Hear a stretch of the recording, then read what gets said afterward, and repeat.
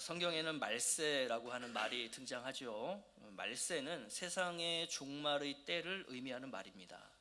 그렇다면 우리 성도님들은 이 말세의 때를 언제로 알고 계십니까? 신학적으로 볼 때 말세는요, 예수님께서 이 땅에 인간으로 오셨을 때 이미 그 말세의 때는 시작이 되었다라고 우리가 봅니다. 말세는 예수님께서 십자가에서 죽으시고 부활하시고 하늘로 승천하며 올라가시면서 그 말세의 개념은 더욱 명확해졌고요. 그래서 우리는 지금 말세의 때를 살고 있다, 이렇게 우리가 보고 있는 것이죠.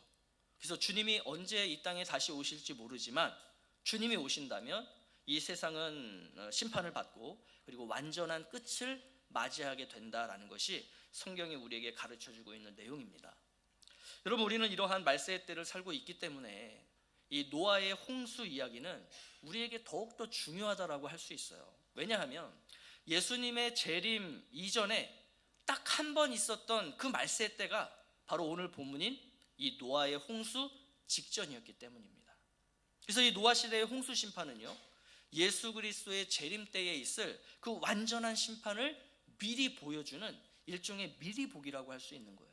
자, 그렇다면 이 말세를 살고 있는 우리는 오늘 본문에서 무엇을 봐야 할까요? 자, 오늘 본문은 사실 우리 신학자들이, 이 연구가들이 성경 해석하는 데 있어서 굉장히 난해하게 여기는 그러한 본문 중에 하나입니다. 여러 가지 포인트들, 난해한 포인트들이 있어요. 자, 첫 번째는 2절에 보시면 하나님의 아들들이 나오는데 이들이 도대체 누구냐라고 하는 거예요. 크게 세 가지의 이론이 있어요. 첫 번째는 천사들을 가리킨다, 이런 견해가 있고, 두 번째는 당시의 권력자들, 왕들, 재판관들, 지배자들, 이런 사람들을 가리킨다라는 견해가 있고, 세 번째는 셋의 후손들이다, 이런 견해가 있습니다. 세 가지 이론 모두 성경적 근거들이 있어요. 또 반면에 어떤 것들을 이렇게 지적했을 때, 반대했을 때 그 반대하는 내용들에 대해서 또 명확하게 설명하지 못하는 그런 취약한 부분들도 있습니다. 그래서 우리는요, 이것이 신학적으로 이거다, 이렇게 하나를 선택하기보다는 문맥 속에서 이 하나님의 아들들이 누구냐라고 할 때 하나님의 아들들은 경건한 사람들, 또 사람의 딸들은 경건하지 못한 사람들, 이 정도로만 보아도 충분할 것 같아서 우리는 이렇게 보고 넘어가도록 하겠습니다. 자, 두 번째 포인트는요, 3절에 보면 그들의 날은 120년이 되리라, 이런 말씀이에요. 여기서 이 120년이 인간의 수명을 말하는 거냐, 아니면은 심판 때까지 남은 연수를 의미하는 거냐, 이 부분이에요. 그래서 홍수 심판 이후 그 사람들의 수명이 갑자기 급속도로 줄어들게 되죠. 그래서 120세 안팎으로 사람들이 살다가 죽는 것들을 근거로 삼아서 이거 바로 인간의 수명을 얘기하는 거다, 이런 견해도 있는 것이고요. 또 홍수 심판 때까지 120년 남았다라는 것을 말씀하시는 그러한 견해도 있다라는 것이죠. 근데 이 부분에 대해서는 거의 많은 대부분의 학자들이 홍수 심판 때까지 120년 남았다는 것을 말씀하신 것이다, 이렇게 보고 있어요. 그래서 우리도 그렇게 보면 좋을 것 같습니다. 자, 그 다음에 세 번째 포인트는 뭐냐면 4절에서 네피림이라고 하는 그 단어예요. 네피림. 그러면서 이제 거기에 용사라고 하는 존재가 등장하거든요. 그래서 이 네피림이 누구냐, 이 용사들이 도대체 누구냐, 여기에 대해서는 크게 견해가 두 가지예요. 네피림과 용사는 같은 존재를 의미하는 거다, 아니다, 다른 존재다. 이것도 학자들 사이에 막 의견이 분분해요. 그래서 우리는 역시 그 견해 하나를 이렇게 결정하기보다는 이것을 문맥의 의미 속에서 우리가 한번 살펴보려고 합니다. 자, 우선 네피림이라는 존재는요, 규명이 어려워요. 어떻게 규명을 할 수가 없어요. 물론 그 민수기 13장에 보면 그 12명의 정탐꾼들이 그 가나안 땅에 들어가지 않습니까? 그때 10명의 정탐꾼이 그 아낙 자손을 보면서 이렇게 표현을 해요. 네피림의 후손인 아낙 자손, 이렇게 표현을 하거든요. 그러면 아낙 자손이 네피림의 후손들이냐? 아니라는 거죠. 네피림은 이미 노아의 홍수 때 멸망당한 존재들입니다. 그렇기 때문에 홍수 이후에 존재할 수가 없죠. 그러면 왜 이 정탐꾼들은 그 아낙 자손을 가리켜서 네피림의 후손들이라고 표현을 했느냐? 두려움에서 나온 잘못된 분석인 거예요.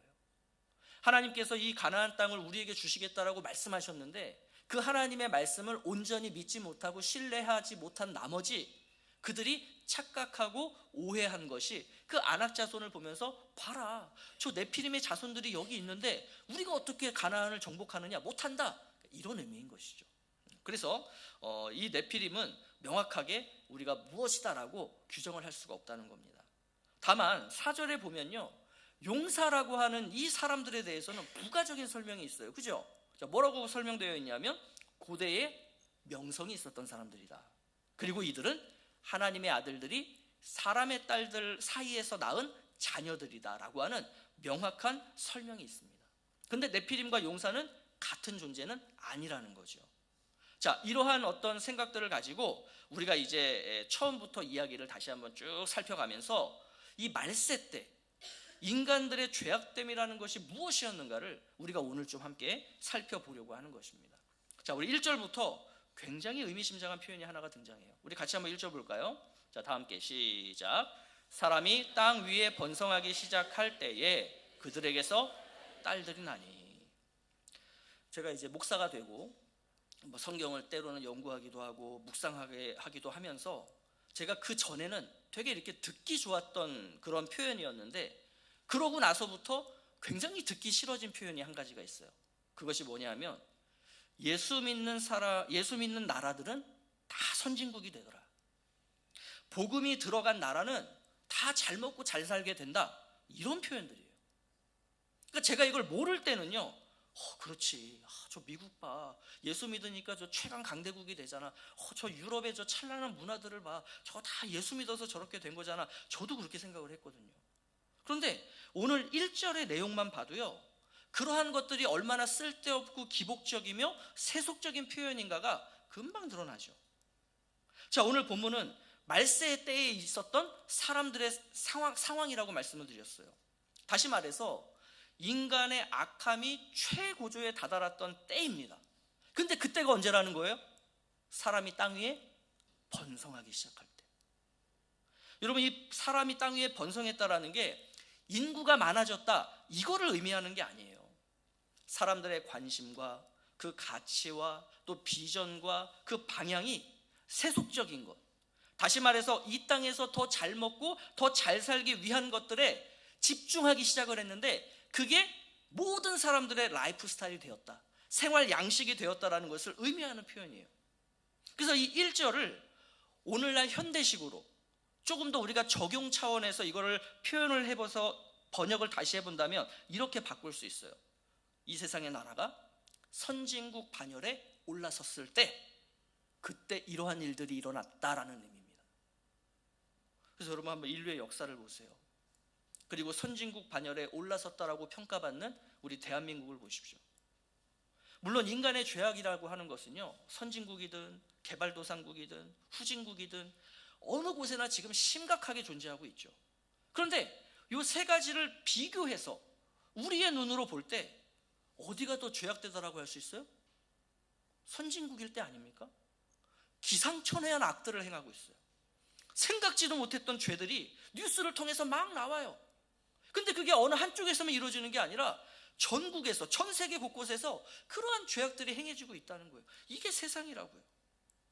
그래서 여러분, 인간의 번성은요, 인간의 죄악과 비례해서 증가합니다. 오히려 인간이 번성하지 않을 때 죄악이 덜하다는 거예요. 그렇다면 오늘날 또 당시에 이 말세에 우리 사람들에게 있어서 이 번성이라고 하는 단어가 가지고 있는 의미가 무엇이겠냐는 거예요. 이것을 대표적으로 보여주는 한 가지가 있는데 그게 바로 2절 말씀이에요. 그 2절의 내용이 뭡니까? 경건한 하나님의 아들들이 경건하지 않은 사람의 딸들을 아내로 삼았다는 거예요. 그러면 이게 단순히 결혼 또는 어떤 후손의 번식을 의미하는 것이냐? 그게 아니라는 거죠. 자, 이제 우리가 요 6장 2절의 말씀과 창세기 3장 6절을 같이 비교해서 볼 거예요. 한번 우리 띄워주시고요. 자, 창세기 6장 2절에 굉장히 중요한 동사 세 가지가 등장합니다. 보고, 좋아하는, 삼다, 이 세 가지의 이 단어예요.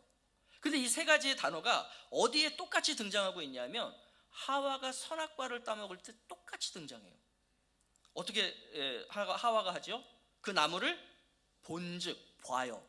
그 다음에 어떻게 해요? 먹음직도 하고 보암직도 하고 지혜롭게 할 만큼 이거를 압축해서 한 단어로 표현하면 뭡니까? 좋아하는. 내가 볼 때 좋아요. 그래서 어떻게 해요? 취해요. 취해서 따서 먹어요. 이게 하와가 저지른 죄악의 패턴이죠. 그게 지금 어디서 똑같이 반복돼요? 말세의 때에 똑같이 반복되고 있는 거예요. 여러분, 이게 어떤 의미입니까? 선악과를 따먹는 것을 아무렇지 않게 여기는 시대가 되었다는 거예요. 이 말세의 때에는 하나님이 하지 말라, 하나님이 먹지 말라 하신 그것들을 내가 그냥 좋으면 취사 선택해서 먹는 거예요. 그러니 우리가 하루에도 수십 개의 선악과를 따먹는다라고 하는 의미가 바로 이런 의미가 되는 것이죠. 그래서 2절의 표현을 한번 잘 보세요. 이렇게 표현되어 있어요. 자기들이 좋아하는 여자를 아내로 삼는데요, 그 앞에, 여자 앞에 뭐가 붙어 있어요? 모든. 다시 말해서 우리가 지난번에 그 가인 이후에 정말 최악의 범법자, 최악의 악인, 그 사람으로 딱 드러났던 게 라멕이라는 사람이었잖아요. 그 라멕이 행했던 범죄 중에 한 가지가 뭐였냐면 아내를 둘 삼은 거예요. 그죠? 우리는 그러한 라멕을 보면서 와, 진짜 죄악되다 라는 이러한 생각을 했었는데, 지금 이 말세 때에는 어떤 거예요? 지금 세상에 수많은 라멕들이 있는 거예요. 수많은 라멕들이 있을 뿐만 아니라 심지어 그 라멕보다 더해요. 라멕은 아내 둘 데리고 있었잖아요. 근데 이 말세 때에는 아내들을 어떻게 한다고요? 내가 가진 만큼, 내가 능력이 되는 만큼, 내가 좋아하는 만큼, 둘만이 아니라 셋, 넷, 다섯, 여섯, 그렇게 아내를 거느리고 살았던 시대가 말세라는 거예요. 그러면 여러분 생각해 보죠. 그 수많은 우리 삶의 내용들이 있잖아요. 그죠? 근데 왜 그 수많은 삶의 내용들 중에 성경은 왜 하필이면 결혼에 대한 부분을 대표적인 사례로 언급을 하고 있을까요? 결혼이라는 것은 너무나 중요한 인간의 삶의 내용이기 때문이에요. 자, 이게 왜 중요하냐면요, 먼저 결혼은요, 하나님의 창조 문화 명령인 그 명령을 직접적으로 이루는 우리의 행위이기 때문입니다. 그럼 하나님이 주신 창조 문화 명령이 뭐였어요? 생육하고 번성하여 땅에 충만하라, 다스리라, 정복해라. 그죠? 그러니까 이것을 위해서 우리가 반드시 또 필수적으로 해야 되는 삶의 행동이 뭐냐? 결혼이라는 거예요. 그런데 이 결혼, 하나님이 우리에게 주신 거룩한 사명인 이 결혼을 인간들이 어떻게 했다는 거예요? 말세에 자신의 욕망을 채우는 데 썼다는 거예요. 오늘도 마찬가지입니다, 여러분. 우리가 교회 생활을 하는 거, 우리가 교회에 다니고 교회를 중심으로 뭔가를 하잖아요. 우리가 삶을 살잖아요. 이게 거룩한 일이죠. 그런데 얼마든지 이 거룩한 일이 자신의 욕심과 욕망을 채우는데 사용될 수 있다, 없다? 있다는 거예요. 여러분이 세상에서 돈을 버시잖아요. 그죠? 돈을 버는 어떤 행위들을 하시잖아요. 그 일련의 일들, 그거 하나님이 주신 거룩한 일들이라고 우리가 계속 나누고 있죠. 그러면 그 거룩해야 할 일들이 이 말세 때는 어떻게 사용된다고요? 나의 욕심과 욕망을 채우는데 그 일들이 사용된다고요. 이게 바로 말세에 벌어지는 일들이라는 거예요. 자, 두 번째로 결혼은요, 어떤 일이냐면 하나님 나라의 비전과 하나님 나라의 가치를 공유하고, 그래서 그 하나님 나라를 함께 키워나갈 사람과 사람이 만나서 공동체를 이루는 게 이 결혼인데, 그래서 이게 거룩한 일인데, 그런 결혼이 어떻게 된 거예요? 인간의 욕망에 따라 이루어지는 일이 되어 버렸다는 거죠. 여러분, 왜 창세기가 가인의 계보와 셋의 계보를 왜 이야기하고 있어요? 이 가인의 계보는 경건하지 못한 자들의 공동체예요. 셋의 계보는 경건한 자들의 공동체예요. 그럼 결혼이 어떻게 이루어져야 돼요? 하나님의 나라를 세워가겠다라고 하는 셋의 그 계보 속에서 결혼이 이루어져야 되고, 하나님 없이 살겠다라는 자들은 자기들끼리 결혼해서 살면 되잖아요. 근데 말세에는 어떤 일이 벌어져요? 이 두 부류가 섞인다는 거예요. 그래서 이 결혼은 이 두 부류가 물리적으로, 화학적으로, 감정적으로 그렇게 완전히 뒤섞이게 되는 유일한 방법이 결혼인데, 결혼을 그렇게 썼다는 거예요. 그러면 이런 가정에서 경건한 사람들이 나오겠어요, 안 나오겠어요? 나올 수도 있겠죠. 하나님의 특별한 은혜로 어쩌다가 한 가정 정도. 근데 이 말세에 그렇게 하나님의 은혜를 입지 못하니 어떤 일이 벌어져요? 그 가정 가운데에서 경건하지 않은 자들이 나왔다는 거예요. 이게 말세의 현상이라는 것입니다. 그 결과 하나님께서 이 세상을 어떻게 하기로 작정하셨다라고 합니까? 3절 말씀인데 같이 한번 보겠습니다. 시작. 여호와께서 이르시되 육신이 됨이라. 그러나 그들의 날은 120년이 되리라 하시니라. 여기도 또 난해한 표현이 등장해요. 하나님의 영이 사람과 함께 하지 아니하겠다, 이런 표현이 있습니다. 그것도 영원히 말이죠. 그래서 이 구절도 굉장히 다양한 견해들이 있는 내용인데 우리가 택하는 견해는 이 견해입니다. 하나님께서 무한한 은혜를 베풀지 않으시기로 결정하셨다, 이런 의미의 견해예요. 자, 그렇기 때문에 하나님께서는 지금까지 무한한 은혜, 다시 말해서 참아주시고 기다려주셨는데 이제는 내가 참지 않겠다, 이제는 기다리지 않겠다, 나의 은혜는 너희들에게 유한하게 주어질 거야 라고 해서 그 뒤에 나오는 120년이 어떤 의미가 되는 거예요? 사람의 수명을 얘기하는 것이 아니라 심판 때까지 남은 날수가 120년이다. 이제는 더 이상 시간을 주지 않겠다라고 하는 하나님의 결정이신 것이다라는 거죠. 자, 근데 이러한 의견에 더해서 우리가 한 가지 의견을 덧붙이면 좋겠어요. 어떤 의견이냐면 이런 거예요. 사람과 함께하지 아니하리니, 여기서 함께하다라고 번역한 단어를 이렇게도 번역할 수 있대요. 싸우다, 논쟁하다. 자, 그러면 오늘 본문이 어떻게 번역을 할 수가 있냐면 이렇게 번역할 수 있어요. 나의 영이 영원히 사람과 논쟁하지 아니하리니, 이렇게 되는 거예요. 그럼 여러분, 이게 하나님께서 나의 영이 이제는 더 이상 너희들과 논쟁하지 않겠다, 이게 어떤 의미가 되냐면 하나님께서 우리와 논쟁한다는 것은요, 우리의 죄의 문제가 무엇인가를 생각하게 하시고 깨닫게 하시고, 그래서 회개로 나아가도록 하시는 가장 첫 번째 단계가 뭐냐면 하나님이 사람과 논쟁하시는 거예요. 그러니까 우리의 회복과 회개는 하나님과의 논쟁에서부터 시작이 된다는 거죠. 그러면 다시 한번 우리 아담 때를 생각해 보세요. 아담이 딱 선악과를 따먹고 죄를 범했을 때 하나님이 어떻게 하시죠? 아담을 찾아오세요. 그리고 아담과 뭐 하세요? 논쟁하시잖아요. 그죠? 자, 가인이 동생 아벨을 죽였어요. 죄를 범했어요. 그때도 하나님이 어떻게 하세요? 가인을 찾아오세요. 그리고 가인과 논쟁하시잖아요. 그 이유가 뭐냐면 이 사람을 아직 포기하지 않으셨다는 거예요. 얘네들에게 아직까지 회복의 기회가 있다는 거예요. 근데 하나님이 이제 어떻게 하시겠다고요? 더 이상 나는 논쟁하지 않겠다. 왜요? 왜? 사람들이 듣기 싫어하는 거예요. 하나님께서 어떤 사람을 통해, 말씀을 통해, 예배를 통해, 찬양을 통해 굉장히 우리의 삶 가운데 다양한 방법으로 우리와 논쟁하세요. 너 그거 죄야. 너 그거 그렇게 살면 안 돼. 근데 사람들이 듣기 싫어하는 거예요. 아니, 왜 하나님 그거 자꾸 나한테 죄라 그러세요? 아, 저 그런 소리 듣기 싫어요. 제 삶에 찾아오지 마세요. 인간들이, 말세에는 인간들이 누구나가 다 하나님으로부터 듣기 싫어한다는 거예요. 논쟁하기 싫어한다는 거예요. 그래서 어떻게 해요? 하나님도 그럼 나도 그렇게 하지 않겠다. 나도 더 이상 너희들과 논쟁하지 않겠다. 그게 바로 하나님의 영이 떠난 그 인간의 상태를 의미하는 겁니다. 그래서 이걸 우리가 뭐라고 표현하냐면 하나님과의 관계가 끊어진 상태, 단절된 상태라고 우리가 이야기를 하는 것이고요. 이걸 3절에서는 뭐라고 표현해요? 그들이 육신이 됩니다. 그들이 육신이 됩니다. 여러분, 우리가 하나님의 말씀을 듣기 싫어하고 하나님 말씀이 따분하게 느껴지고, 그래서 뭔가 내가 자꾸 나의 어떤 생활에 나의 어떤 죄악된 것과 잘못된 것들이 자꾸 드러나면요, 그게 너무 싫어지게 느껴지잖아요. 그러고 싶지 않잖아요. 그러면 내 영혼이 점점 육신이 되어가고 있다는 증거예요. 우리가 하나님의 말씀을 들을 때 찔림이 있고 죄책감이 있고, 그래서 내가 이렇게 살면 안 되겠다, 이거는 아직 그래도 내 영혼이 말랑말랑한 거예요. 내가 육신이 되기 전에 그 하나님과 논쟁하는 것을 우리는 피하면 안 됩니다. 하나님이 죄라고 하면 죄인 줄로 받아들여야 돼요. 그리고 즉각적으로 돌이켜 회개하고 하나님 앞에 순종함으로 나아가야 하는 것이죠.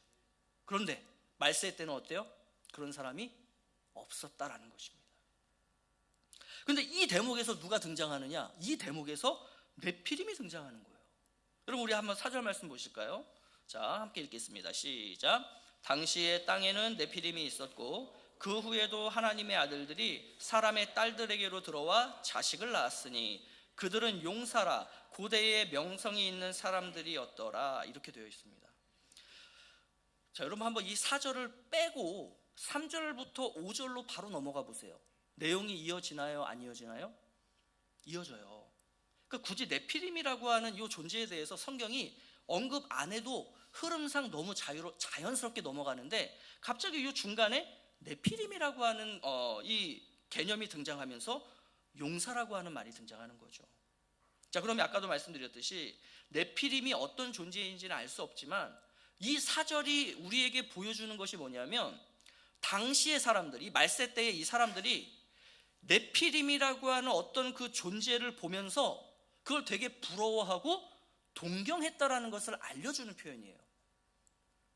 그러니까 하나님 나라의 가치와 문화에 따라서 살지 않고 이 땅에서 번성과 번영을 위해서 자기들이 좋아하는 것들을 골라서 취사 선택하면서 살아가는 그 가정 속에 어떤 자녀들이 태어났다라 그래요? 그 네피림과 비스무리한 용사가 태어나요. 그럼 이 용사의 특징이 있죠. 뭡니까? 명성이에요. 명성. 그러니까 당시에 그 시대적이고 문화적인 배경에서 한번 생각을 해보신다면 어떤 사람들이 명성을 얻었겠어요? 힘세고 키가 훤칠하고 체격이 정정해서, 그래서 이 가족과 부족을 외부 세력의 침략으로부터 지켜주는 그런 어떤 힘 있는 용사들, 그죠? 그러니까 이런 사람들이 당시에는 대접받았을 거 아니에요. 그러면 그런 용사들에게 뭐가 쏠려요? 부가 따라오고 명예가 따라오고 권력이 따라오는 거죠. 그러니까 이게 뭐냐면 이게 명성이라고요. 그 당시에 용사들은 명성이 있었던 사람들이에요. 자, 그러니 너도 나도 어떤 자녀를 낳고 싶었겠어요? 용사를 낳고 싶은 거예요. 그 네피림과 같은 나와 우리를 지켜줄 그러한 힘과 체격과 용기가 있는 그런 자녀. 그래서 나와 우리에게 부와 명예와 권력을 가져다 줄 그런 자녀. 근데 첫 번째 아내에게서 그런 용사가 태어나지 않으니까 어떻게 해요? 그럼 뭐 두 번째 아내 데려다가 또 용사 낳게 하는 거예요. 자, 두 번째 아내에서도 용사가 안 태어나네요. 어떻게 해요? 세 번째 아내 데려다 놓는 거예요. 네 번째, 다섯 번째, 여섯 번째. 그래서 용사가 딱 태어나면 뭐가 생기는 겁니까? 부와 권력과 명예, 즉 명성이 생기는 거예요. 근데 여러분, 이 정말로 몇 천 년 전인지 모르겠지만 이 한참이나 오래된 이 노아 홍수 이전에 이 사람들의 모습이 왠지 익숙하지 않으세요? 왠지 이게 남 이야기 같지 않지 않아요? 왜 그럴까요? 여러분, 왜 우리가 우리의 자녀들을 학교 보내죠? 왜 우리 아이들을 이러저러한 학원에 보내죠? 우리가 무엇 때문에 우리 자녀들에게 야, 너 이거 하지 마! 이러면서 화내고, 너 이거 왜 안 해? 이러면서 화내고, 왜 우리는 우리 아이들을 키우면서 화를 내며 자꾸 우리 아이들에게 뭔가를 강요하죠? 그 이유와 목적이 뭐죠? 여러분, 심지어 지금 시대에는요, 머리 좋은 사람의 정자, 잘생기고 체격 좋은 어떤 그런 뛰어난 운동 능력을 가진 사람의 정자를 체외 수정을 시켜서 소위 자녀를 만들어내는 시대가 오늘 이 시대라고요. 근데 이게 말세에 있었던 때입니다. 말세에 이런 일들이 벌어지고 있었다는 거예요. 말세에 사람들의 일상생활이 이거였다는 거예요. 여러분, 이러한 인간의 죄악이 단순히 결혼에 국한되어 있는 것이 아니다라는 것을 예수님도 이렇게 말씀해 주셨죠. 자, 누가복음 17장 27절 말씀입니다. 다 함께 시작. 노아가 방주에 들어가던 날까지 사람들이 먹고 마시고 장가들고 시집가더니 홍수가 나서 그들을 다 멸망시켰으며. 여러분, 먹고 마시고 장가들고 시집가는 것 자체가 죄악입니까? 아니에요. 그러니까 이 결혼, 우리 오늘 본문에서는 결혼, 또 예수님이 말씀하신 누가복음 본문에서는 먹고 마시고 장가들고 시집가는 것, 이게 뭘 의미하는 거냐면 사람의 일상생활을 의미하는 거예요. 라이프 스타일을 의미하는 거예요. 그러니까 중요한 것은 이거죠. 왜 먹고 마셔? 무엇을 위해서 장가들고 시집가? 이거를 지금 주님은 우리에게 말씀하고 있고, 오늘 이 창세기 본문도 이거를 이야기하고 있는 거예요. 삶에 드러나는 어떤 행위들뿐만이 아니라 그 행위들이 나오기까지 그 사람의 마음에서 생각으로, 생각에서 계획으로, 그리고 계획에서 행동으로 진행되는 이 모든 일련의 과정이 항상 어떻다고요? 항상 악할 뿐인 거예요. 그러면 이 오늘 본문에서 이 악하다라는 개념이 뭡니까? 세상의 명성과 세상의 번영과 세상의 성공과 세상의 출세에 모두가 다 집중하며 그것을 부러워하는 세대, 그게 바로 이 말세 때라는 거예요. 그렇게 모든 것이 악할 뿐이 이 사람들과 이 세상을 보신 하나님께서 어떻게 하시겠다라고 합니까? 6절에 보니까 땅 위에 사람 지으셨음을 한탄하사 마음에 근심하시고. 그러니까 그 죄악, 하나님과 논쟁하는 것을 싫어하고 그냥 자기들이 좋아하는 대로만 살겠다라고 하는 그러한 죄악으로 가득한 이 사람들과 세상을 바라보시는 그 하나님의 마음은 어땠냐? 6절이었다는 거예요. 6절이었다는 거예요. 한편으로는 막 분노가 일어나고, 한편에서는 너무나 슬프고, 그러면서 한편에서는 너무나 실망스럽고. 근데 그러한 것들이 하나님을 어떻게 만드느냐? 너무 고통스러우신 거예요. 너무 고통스러우신 거예요.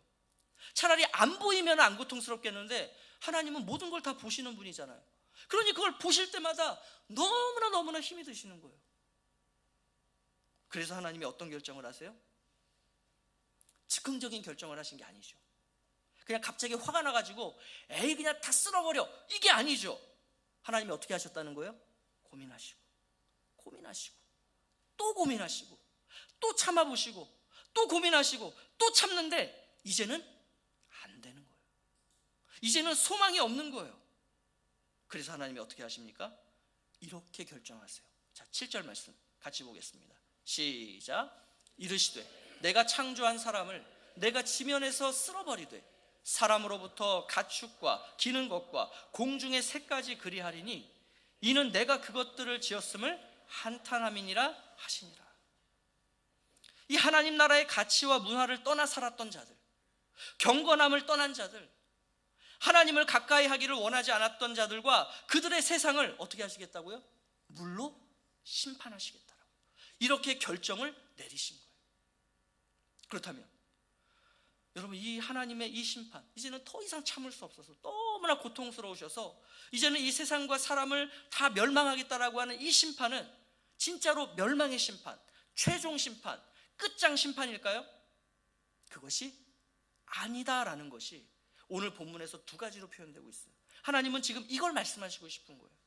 자, 그러면 그 두 가지가 뭐냐? 첫 번째는 즉시 심판하시는 것이 아니라 어떻게 하세요? 하나님께서 사람들에게 120년이라는 시간을 주시는 거예요. 유예 기간을 주시는 거예요. 그럼 이 유예 기간 동안 뭐 하라고요? 회개하고 돌이키라고. 이 인류가, 저 지옥을 향해 가는 인류가 충분히 회개하고 돌이킬 수 있는 시간으로 하나님은 120년이라는 시간을 보셨던 거예요. 그런데 우리는 결론적으로 알고 있지만, 여러분, 이 120년의 시간을 주셨는데 사람들이 회개하고 돌아오던가요? 아니었죠. 오직 그 방주에 탑승한 사람들은 노아의 가족 8명이었어요. 한 사람도 돌아오지 않았어요. 지금이 말세라고 했죠. 여러분, 이 시대의 사람들도요, 예수님의 재림이 있을 것이다라고 하는 이 마지막 때를 이미 받아들인 거예요. 우리는 이미 그 통지표, 시간표를 지금 받아들고 있는 거예요. 다만 노아 때와는 다른 게 있죠. 뭐가 달라요? 예수님이 언제 오실 것이다라는 것은 지금 시대에는 말씀해 주지 않으셨어요. 왜 그러셨을까요? 알려줘 봐야 돌아와요? 안 돌아와요? 안 들어오잖아요. 아무도 안 들어. 아니, 한 명이라도 왔으면 또 모르겠어요. 한 명도 안 왔다고. 그러니 예수님이 언제 오실지를 알려주시겠어요? 안 알려주시겠어요? 그래서 안 알려주시는 거예요. 왜? 안 알려주는 것이 우리에게 더 유익하기 때문이죠. 자, 그리고 두 번째로 이 심판이 완전한 끝장 심판이 아니라는 것을 보여주는 게 바로 8절 말씀이에요. 자, 우리 8절 같이 한번 보겠습니다. 시작. 은혜를 입었더라.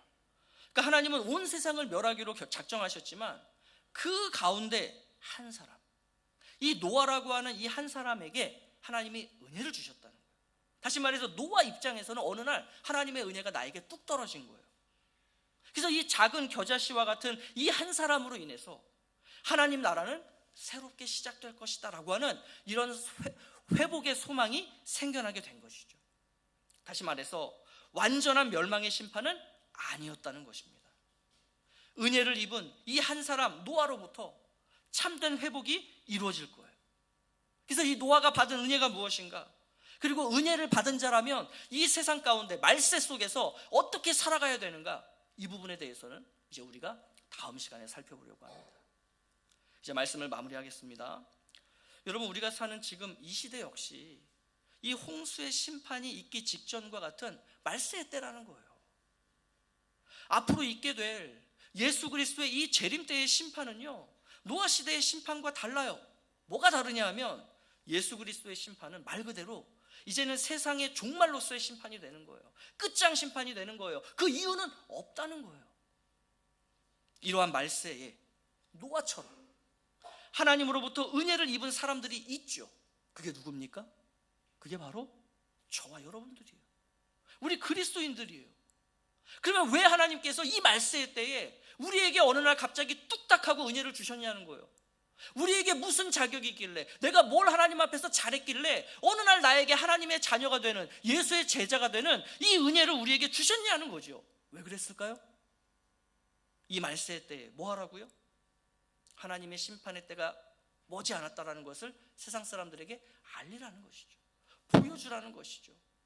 이 세상에서 성공하고 출세하고 번영하고 성공하는 것이, 그것이 우리를 살리는 것이 아니라 오히려 그것이 우리를 죽인다라는 것을 어떻게 하라고요? 보여주라고요. 가르쳐주라고요. 말해주라고요. 그런데 우리는 어떻게 살고 있습니까? 우리는 이 말세의 때에 어디에 관심을 두고 계시고, 또 여러분들은 뭘 좋아하고 계시고, 또 여러분들의 인생은 어떤 방향을 향해 나가고 계시고, 또 여러분들은 어떤 가치를 가지고 어떤 가치를 이루려고 오늘 하루를 살아가고 계십니까? 여러분들이 자녀를 양육하실 때 여러분들은 그 자녀가 어떤 자녀들이 되기를 바라십니까? 혹시 우리의 자녀들도 이 세상의 그 숱한 용사들, 온갖 명성을 누리고 있는 어떤 그들, 연예인, 권력자, 기업인, 어떤 그런 사람들을 모델로 삼아서 너도 저 사람처럼 돼야 돼, 너도 저 사람처럼 되려면 지금 공부 열심히 해야지, 이러고 있지 않느냐는 거예요. 이 말세 때에 우리가 정말로 은혜를 입은 자들이라면 최소한 오늘 이 본문에 등장하는 이 악한 세대처럼 살아가서는 안 될 줄로 믿습니다. 이 세상에서의 번성을 위해서 그 보기에 좋은 것들을 취하며 그 세상 다수의 사람들을 따라서 살아가면 안 될 것입니다. 그 세상에 우뚝 서 있는 용사와 같은 자들, 그들의 명성을 부러워하며 우리도 또는 내 자녀들도 그 용사들처럼 되라고 그렇게 하는 삶은 아니어야 할 것입니다. 아무쪼록 이 말세의 때에 이 죄악된 세상과 이 사람들이 어떻게 살아갔는지를 오늘 이 말씀을 통해서 분명하게 분별을 하셔서 나는 어떤가, 또 우리가 살아가는 이 세상은 지금 어디로 가고 있는가, 이것들을 좀 분별하시고 은혜를 받은 자다운 삶, 은혜에 합당한 삶을 살아가는 저와 여러분 되시기를 예수